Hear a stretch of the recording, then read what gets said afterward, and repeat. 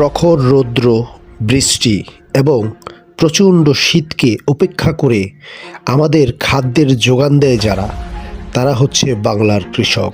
বাংলার কৃষক গ্রামগঞ্জে তাদের নিজের খাদ্যের চাহিদা মেটানোর পর শহরের খাদ্যের যোগানও তারা দেয়।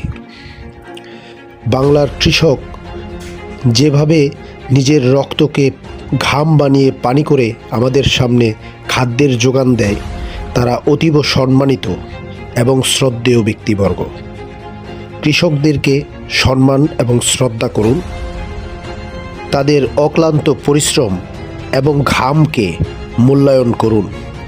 রোদে পুড়ে, বৃষ্টিতে ভিজে এবং প্রচণ্ড শীতের মধ্যে তারা ফসল ফলায়।